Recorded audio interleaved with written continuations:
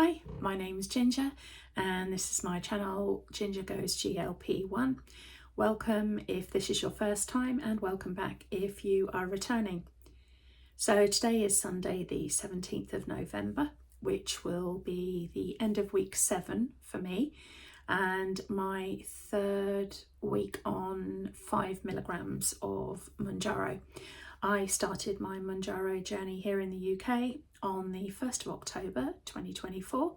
So as I said, I'm 7 weeks in now, and up until last week I'd lost a total of 17 pounds and 4 ounces. I've got a long way to go. I think my ideal weight would be to get down to something like 140 pounds or about 10 stone, but I don't know if at 55 if that is going to be a stretch. So I'm going to say that I'm aiming for 160 at the moment, and I'll see where I get to when I get closer to that point. At the moment the big goal is to get under 200 or get to sort of around the 200 mark, because it is a long time since I've seen that. So how has this week been? Well, a lot better actually. Last week I think I reported that I wasn't feeling as energized or as happy as I had been. Those first few weeks I had the rosy pink glow of something new, something exciting. You know, it was all like rapid weight loss, like big numbers, and just finding your feet, doing all of the research, watching lots of videos on YouTube, really getting into it. So then last week I kind of had a bit of a slow week where I felt a little bit, not down, but obviously it can be quite grey here in the UK, and I do get seasonal affective disorder, so I don't know if it was a combination of that, work being busy, and just that initial sort of over the hill glow going into the more mundane routine, sort of plodding along, which weight loss is. Slow and steady wins the race. I think I still stand by that statement, that racing into it isn't going to do me any good at 55. I've done that before and it hasn't worked, so I'm happy to just take my time. Mood, like I said, a little bit better. Food, hunger, cravings. So this week I have noticed hunger, which I think is a good thing, because up until more recently it's kind of like, am I hungry? Am I not? Is that a craving? Is that just a habitual thinking? Where am I? What am I thinking? What am I eating? I've thrown a lot of food rules out of the window. I do have a lot of food rules, as I think some of us do, that we've accrued over the years doing different diets and things like that. So I am trying to let a lot of those go. So I've allowed a lot more food into my diet to see how I get on with it. And to be perfectly honest, some of it doesn't work for me, and some of it actually does bother my stomach, my digestion, doesn't make me feel good, makes me feel bloated. So that's very interesting for me, to be able to let those rules go and then weigh it up sort of in reality, I guess, and see, is that something that works for me? And I think we all have to really be very mindful about that. Just because something works for somebody else doesn't mean it's going to work for us. So just having that freedom to be able to do that has been a bit of an experience for me. So yeah, dairy definitely doesn't work very well with me. And even when I was talking about my constipation the other week, which is part of the side effects of Mounjaro, I'm wondering, and I don't know if anybody else has experienced anything similar, I'm wondering if it's the whey protein that I've been using. So I use like a Holland and Barrett brand of whey protein, just a vanilla flavour, and I've been putting that in my morning coffee, and I've been having like I said, a protein coffee in the mornings, and then I've got like a clear whey protein flavoured drink that I put in just water to give it a bit of a different taste. And yeah, I was starting to wonder this week if maybe the introduction of those was causing my sort of back up, so to speak. So I really eased off of that this week, and I want to report that things have improved. And I feel that my digestion is much more on an even keel this week than it was last week and sort of the tail end of the week before. So I might only do the whey protein every now and again. I think it is a good way to get protein into your diet when you are struggling to eat much. But I might use it in the beginning part of the week when the effects of the Mounjaro are the strongest. And then towards the end of the week, as I'm able to sort of, you know, eat a bit more, get more protein in my diet, then I'll sort of ease off. So yeah, that's going to be an experiment for this week, I think, just to see how I do with that. So sleep. I know I've reported that my sleep has been interrupted. That still continues. Unfortunately, I do get up usually maybe twice at night at the moment to have a pee, but I think one that is to do with the amount of water that I'm drinking. Although yesterday, interestingly enough, I didn't drink very much water and I woke up in the night absolutely dying of thirst. I mean, like dry mouth thirst. And last night was the worst night's sleep I've had since I think the very first week of doing Mounjaro. I was tossing and turning all night. I was in that twilight sleep where you're not in a good rest, deep sleep. I was uncomfortable, and I was thirsty, but didn't want to have to go all the way downstairs to get some water. So yeah, it wasn't the best night. So I've woken up today and all my big plans of going out and doing stuff, I've kind of like thought, oh, do I really need to go out? Can I just potter around the house doing stuff? However, I did get up this morning and I worked out on the treadmill for 45 minutes, did my free weights, and so yeah, I feel really good for doing that. I did nearly 4 kilometres, which is about 2.5 miles, maybe, something coming up. I think 5 kilometres is 3 miles. So yeah, so I did about 2.5, maybe, no, gosh, I've got the math all wrong now. Anyway, look it up if you care. But anyway, I did nearly 4 kilometres, which was good. I was just watching YouTube videos as I was doing it, and I was doing quite a fast pace. So I have got long legs, so I can stride it out. So I was getting a good sweat on and getting quite out of breath. So I'm pleased with that. And I have to report that I did the same thing yesterday when I came home. While my dinner was cooking, I got on the treadmill and I did 55 minutes last night, and again nearly 4 kilometres. I was going at a slightly slower pace, so I'm delighted with myself. And I have been on the treadmill 2 other times this week, and I've used the freehand weights. My plan is to, when I get a little bit further on, is to think about going to a gym, but at the moment I just cannot bear the thought of going into a gym. At the moment my confidence just isn't there. So I've got my notes down here, I'm just having a look. Oh yeah, last night, my goodness me, one of the other things that I have to report is the sulphur burps that people talk about. I was burping all night long. I went to bed fine at like 10:30, 11 o'clock,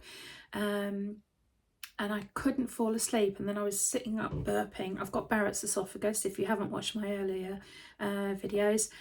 So I have got Barrett's esophagus, so that does affect what I eat, how much I eat, when I eat, etc. But also the burping, I have to be very careful that when I burp, I'm not regurgitating and giving that reflux.